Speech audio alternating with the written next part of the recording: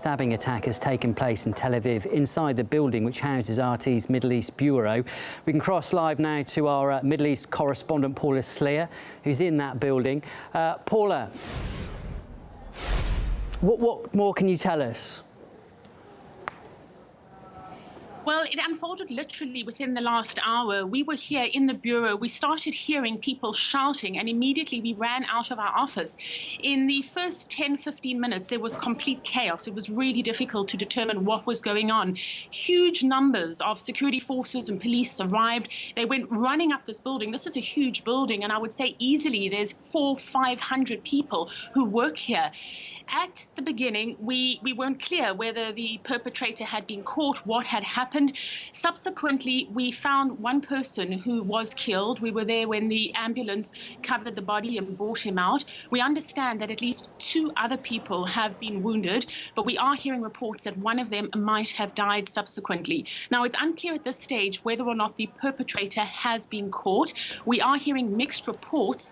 At this stage, people have been ordered into their offices and told to lock their doors.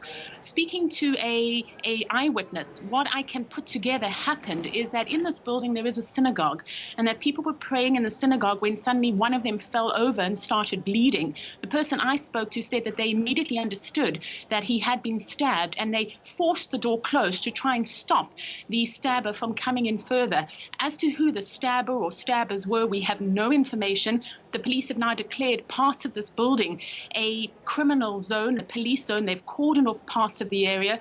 There is a helicopter overhead, and police are on every floor trying to find those killers who are still at large.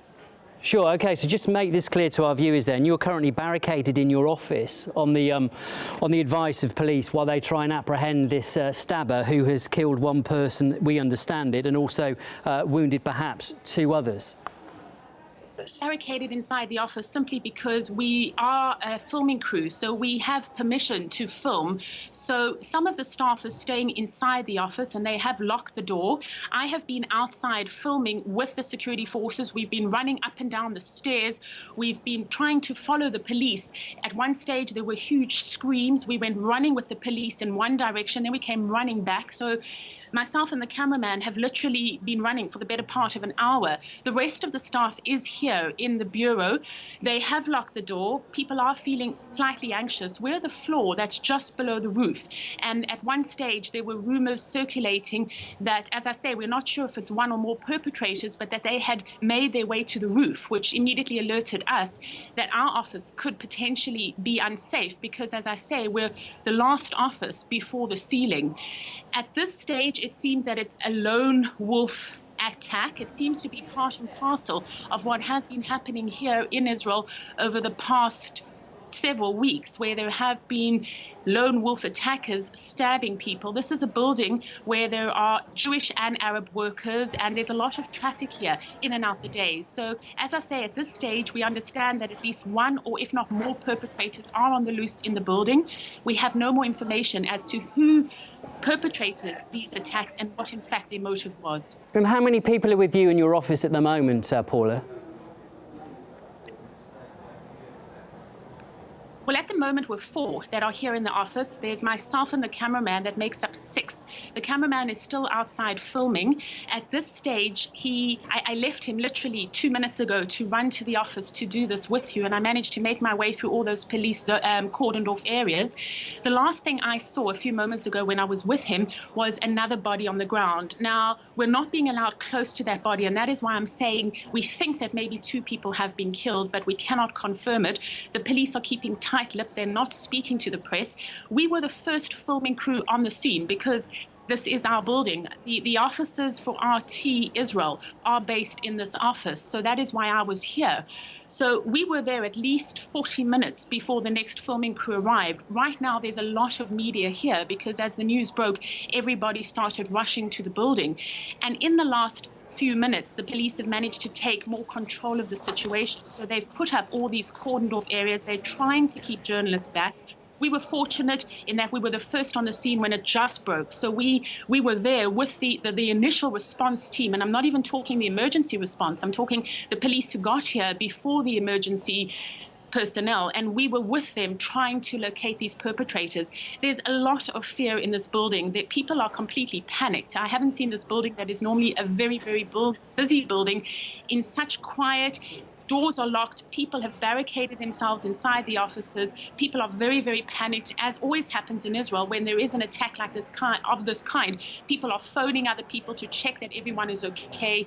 Again, we don't know who was the person who was killed. We don't know who is the second person and whether or not he or she has been killed for certain.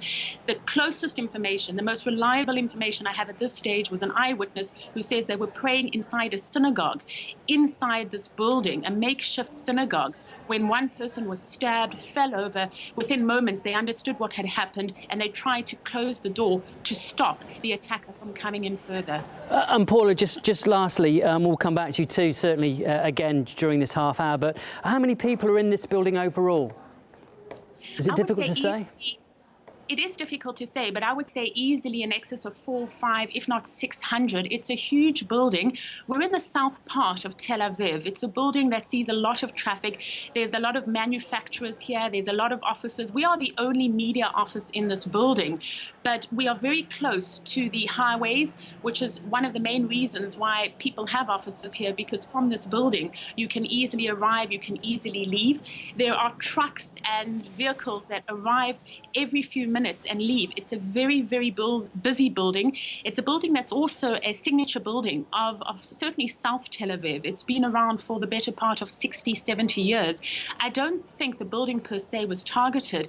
In fact, I'm really speculating now as to who carried out the attack or why, but this is a building that does see a lot of Jewish and Arab citizens of Israel mix on a minute-to-minute basis. There really is just such a flow of traffic and different people coming here. OK, Paula, look, we'll come back to you in a few minutes' time. Stay safe. We'll speak to you shortly. That was Paula Sleer.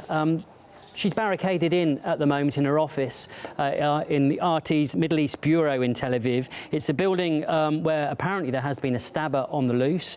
We understand, according to Paula, it's very difficult to confirm this at the moment, but one person has been killed, at least one other wounded too. And it appears at the moment that the attacker is still at large. Police and emergency services are at the scene, and they've told everybody in that building, and Paula said there were up to 600 people potentially working in that building, to barricade themselves in to their office. That's where Paula was speaking to us from her office. She's barricaded in there at the moment with 6 other people that also work there. We'll come back to Paula in a few minutes' time, but we'll just